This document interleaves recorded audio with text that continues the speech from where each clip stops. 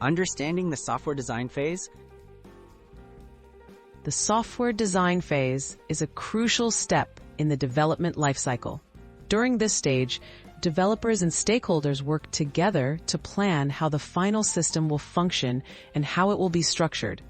It connects the requirements defined earlier with the actual coding that will follow, laying out a clear and organized blueprint for the software. Turning requirements into design. Design starts with transforming user and system requirements into detailed solutions. This includes defining the system architecture, components, and their interactions. The goal is to create a plan that meets the requirements while accounting for performance, reliability, security, and scalability. Creating architecture and models. The design phase involves creating architectural diagrams, data flow diagrams, and models. These documents describe major parts of the system, their relationships, and how data moves between them.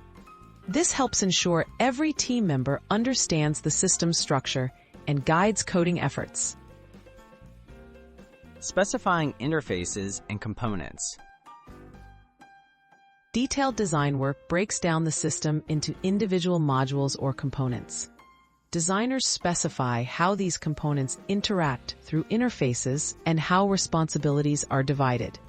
This stage often includes defining data structures, algorithms, and interface details for each software module.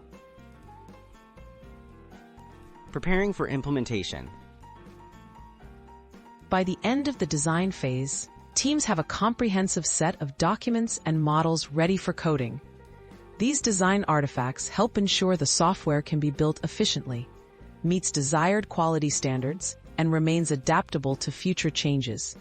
This thoughtful planning sets the stage for a successful implementation.